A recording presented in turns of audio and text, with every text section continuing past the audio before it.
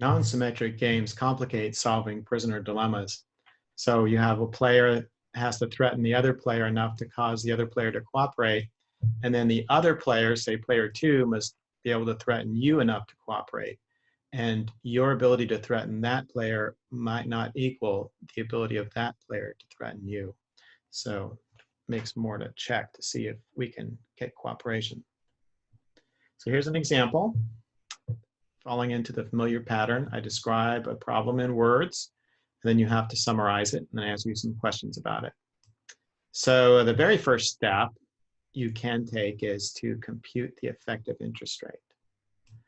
For that, you need to figure out the market rate, 10%, and the probability that the game will continue from one period to the next. Here I'm telling you that with probability 0.78, alcohol will become illegal and they'll forever stop selling beer and stop this game. So I'm telling you, instead of the probability the game continues, I'm telling you the probability that it does not continue. So if the probability is 0.78 that it does not continue, it's with probability 0.22, which is 1 minus the 0.78, that the game does continue. I also give you the market interest rate, 10%. So if we use this formula that you can simply memorize, we can compute this right-hand side. It's the 0.22 divided by 1 plus the market rate expressed as a decimal. So expressing 10% as a decimal is 0.1.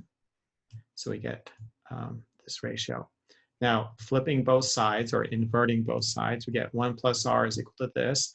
Taking a calculator, this ratio is 5, and that's 1 plus r, so r itself is 4. Now remember that, we're going to need it later.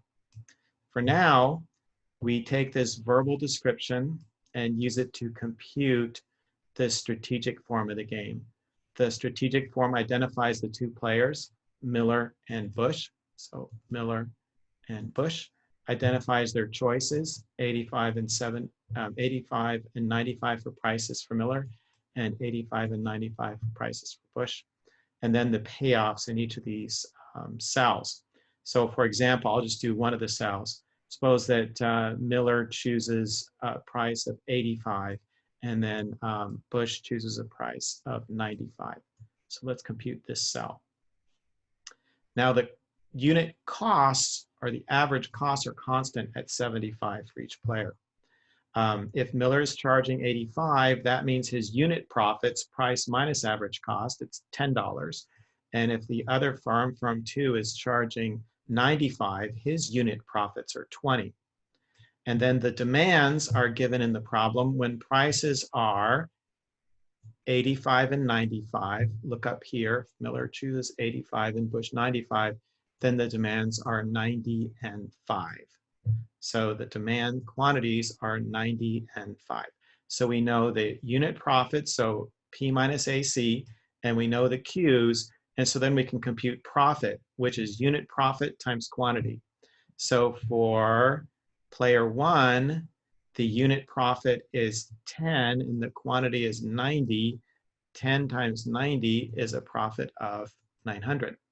For firm 2, the unit profit is 20, the quantity is 5.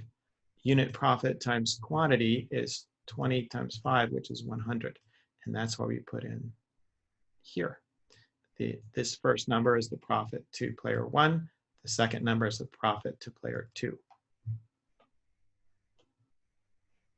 Third, we're going to consider the one-shot game where these players don't consider the past, they don't consider the future, and they just take it one day at a time. So in this strategic form, we can see that there's a dominant strategy for player 1. 85 is better than 95. 85 better than 95. And there's also a dominant strategy for player 2. 85 is better than 95. 85 is better than 95. So both players end up choosing 85 and 85, which gives them the profits of 500 and 500 right here. Now they would like to try to cooperate, and they're going to consider a Grimm strategy. They take into account that this game is repeated periodically. It's not just a one-time encounter. That opens up the possibility of a Grimm strategy. And that has two parts. You cooperate with the other party and try to get here. You do that by Miller saying, okay, I'll do 95, and Bush says, fine, I'll do 95, and that'll get you here. But there's a provision that if the other player ever cheats you in any period, since you're choosing simultaneously, the cheater will get gains that one period, but then after that, you never forgive them and you punish them. The purpose of you punishing the other player is not to satisfy yourself, take out your anger, anything like that. It is to make the other person's life as miserable as possible.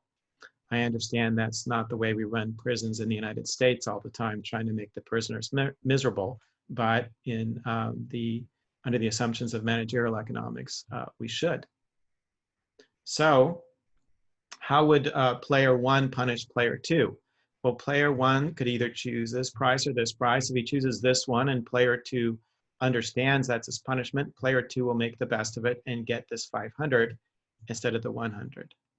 Player two will make their choice. This is how he responds to punishment. If this were the punishment, player two would respond and get this 850. Now, Miller will choose the punishment that makes Bush as miserable as possible. So Miller would punish by choosing a price 85. Bush would end up with 500. In a similar way, we can calculate how Bush would punish Miller. If Bush chooses this price, Miller will choose between 500 and 100, and so it gets the 500. If Bush chooses this price, then Miller would get either this 900 or the 600. The 900 is better. Bush will choose the punishment that makes Miller as miserable as possible. So Bush would choose 85. Miller would respond by choosing a price of 85, which gets him this profit of 500. Now, given those cooperations that they're attempting and given the punishments, we're going to ask the question, can player one trust player two to cooperate and follow the Grimm strategy? So player one trust player two. Well, what they're agreeing to do is 95 and 95, and that would get him this profit.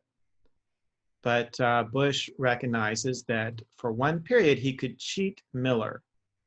We could have player two switching his column and getting 850 instead of 800. So player two could gain 50. Now comes the punishment. Player one punishes, and remember from the previous slide, player one will punish by picking 85. Player two makes the best of his punishment and would get this 500 rather than the 800 he would have had if he had continued to cooperate and been honest. But instead he was dishonest. His punishment reduces his payoff down to 500, and that was down from 800, so that's a loss of 300. So this is 300 is 800 minus, let's just say 500. So it's a loss of 300. Now, cheating gains you 500, you lose 300. To compute present value, compute by the effective interest rate, which we computed a while back to be 4. The effective interest rate was 4. And so we have 300 divided by 4, which has a present value of 75. So by cheating, you can gain 50, but then lose 75. So the loss is greater than the gain, and that's why you don't cheat. You don't cheat because player two does not cheat because he's honest. He doesn't cheat because it's not worth it. So player two would not cheat. Now, what about player one? The agreement was for player one to pick a price of 95 and player two to pick a price of 95. What if player one decides to cheat? He could increase his payoff from the 600 to a 900 by cheating. That gives him an increase of 300 now. Then player two, Bush here, is going to punish by picking this price 85. Player one understands he's being punished and makes the best of it. And so he's going to now get this payoff of 500. He used to get, if he would have continued to cooperate, 600. So that's a loss of 100 in the punishment phase. The present value you calculate by dividing by the effective interest rate. And so that's a loss of 25. So you gain 300, but then you lose 25. The gain is greater than the loss, so this person cannot be trusted. Now, in a Nash equilibrium, what's required is both people can be trusted. And here we see a failure of that. So this Nash equilibrium is not going to work. The Grimm strategy doesn't work. When it doesn't work, don't even try it. You're just going to end up having to be disappointed in punishing the other player.